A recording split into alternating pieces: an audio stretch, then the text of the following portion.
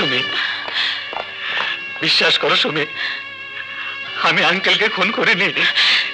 তাহলে কে কে খুন করেছে আমার বাবাকে? বলো, কে খুন করেছে? কে? শান্ত হও সুমি, শান্ত হও। ভুলে যাচ্ছ কেন? আজ পর্যন্ত কোনো খুনি স্বীকার করেনি যে সে নিজে খুন করেছে। আসলে কেটা তেমন জটিল নয়, বেশি চিন্তায় প্রেসার বেড়ে যাওয়ায় এই অবস্থা হয়েছে। এই ওষুধটা খাওয়ালে ইনশাল্লাহ উনি সুস্থ হয়ে উঠবেন। কাল সকালে আবার এসে দেখে যাবো, কেমন? চলি।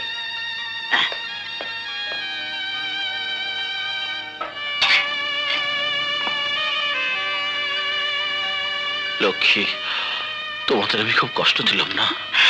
হ্যাঁ, কষ্ট দিয়েছো, কিন্তু এই যে বড় সুখের কষ্ট। তোমার অবর্তমানে আমার উপর যে দায়িত্ব ছিল তা সবই পালন করেছি, কিন্তু খোকা। কি হয়েছে খোকার? খোকা, খোকা হায়াত মত সব আল্লাহর হাতে, তার যা ইচ্ছে তাই তো হয়েছে না? আসুন ডাক্তার সাহেব, আসুন। কি ব্যাপার, রুগী বসেছে? বসুন বসুন, দেখি হাতটা।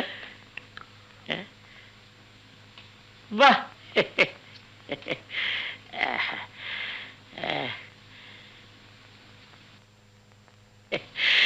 আর কোনো চিন্তা নেই, এখন আপনি সম্পূর্ণ সুস্থ। সবই আপনার মেহেরবানি ডাক্তার সাহেব। না না, আমি তো উপলক্ষ মাত্র, সব তার ইচ্ছে। এবার চেহারাটা পাল্টে ফেলুন, মনটাও ফ্রেশ লাগবে, কেমন? জি। আর হ্যাঁ, ওষুধগুলো চালিয়ে যেতে হবে নিয়ম মতো, ঠিক মতো খাবেন। হ্যাঁ, আচ্ছা চলি। হ্যাঁ ডাক্তার সাহেব, আমার সেদিনের ব্যবহারের জন্য আমি ক্ষমা চাইছি, আমাকে ক্ষমা করে দিন। It's alright. আমারও সেদিন তোমার সঙ্গে অত কঠোর হওয়া উচিত হয়নি, কিন্তু কি করব বলো, তোমার এখানে আসার জন্য সেদিন যেখান থেকে টেলিফোন এসেছিল সেখানে যেতে পারিনি বলে তারাও রাগ করেছে। কি যে দিন এলো, আর যে কত কি দেখতে হবে। বিখ্যাত ধনী আশরাফ চৌধুরীকে তারই হবু জামাতা সাজু খুন করেছে। কে খুন করেছে বললেন? শুনলাম সাজু, পুলিশ অবশ্য তাকে থানায় আটকে রেখেছে। আচ্ছা চলি। হ্যাঁ, এই সাজু কোন সাজু তা আমাকে জানতেই হবে।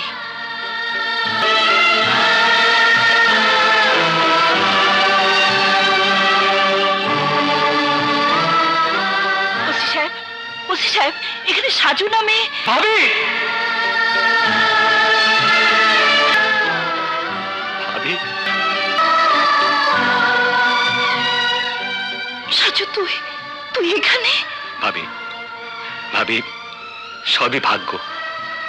আমি তোমাদের খোঁজার জন্য সুমিদের বাসায় আশ্রয় নিয়েছিলাম।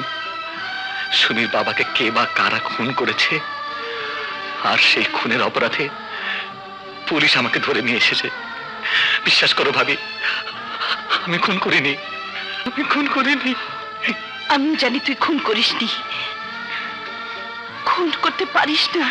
তাহলে কে খুন করেছে? কে খুন করেছে তা আমি জানি, তাকে আমি চিনি। আমি নিজ চোখে দেখেছি আশরাফ চৌধুরীকে খুন করতে। কে করেছে? কি নাম তার? আমি নাম জানি না, তবে তাদের দেখলে আমি চিনতে পারবো। সাজুর ভাবিকে যেখান থেকে পারিস তুলে নিয়ে আয়। আমি যাচ্ছি সুমিকে তুলে নিয়ে আসতে। গো!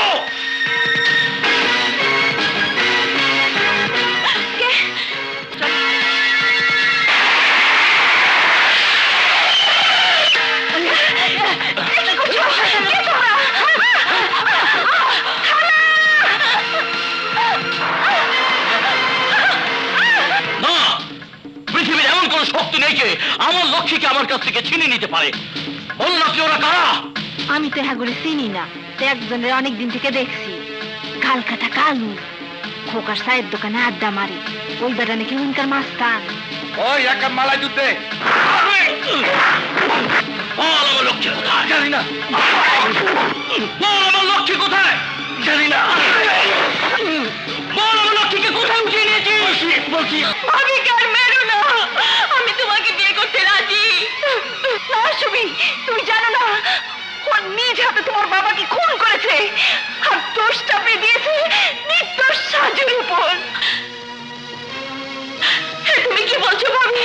হ্যাঁ সুমি, আমি নিজ চোখে দেখেছি।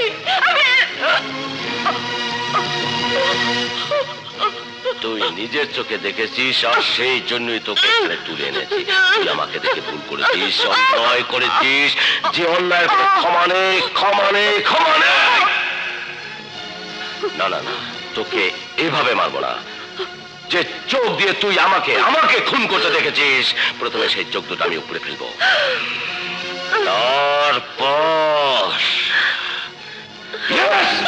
তারপর তোর সুন্দর দেহটাকে কেটে টুকরো টুকরো করে কাকচিলের মাঝে বিলিয়ে দেব। আর এই সবই হবে আমার আর সুমির বিয়ে উপলক্ষে। হাই সুমি। তাহলে তুইও শুনে রাখ, তোর মতো খুনিকে বিয়ে করার আগে এই পৃথিবী থেকে আমি চিরতরে বিদায় নিব। তোর বিয়ে হবে আমার লাশের সাথে। এই সাজুর ভাবি, তুই ওকে বলে দে প্রয়োজন হলেও লাশের সাথেই আমার বিয়ে হবে।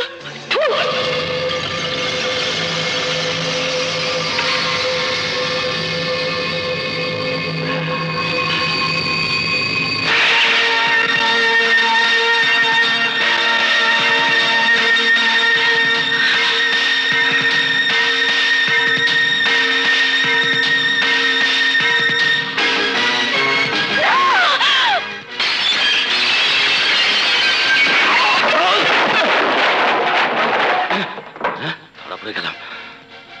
তারা মিয়া, তাহলে তাহলে তুই এতদিন মাসুদ সেজেছিলি? বল কেন আমার লক্ষ্মীকে তুলে এনেছিস? ওই তো সুমির বাবাকে খুন করে সাজুর উপর দোষ চাপিয়ে দিয়েছে। কোথায় সাজু? থানায়। আমি ওকে খুন করতে দেখে গেলে আমাকে তুলে এনেছে।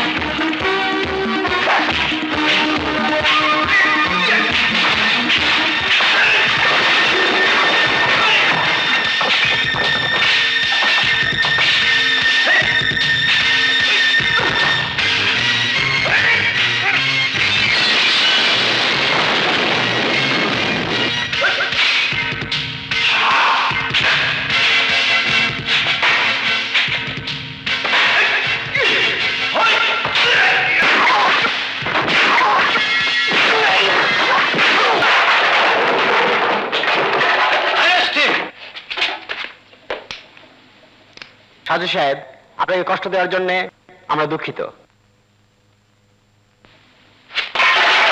প্লিজ ভাবি। তামিল হোক 1, 2, 3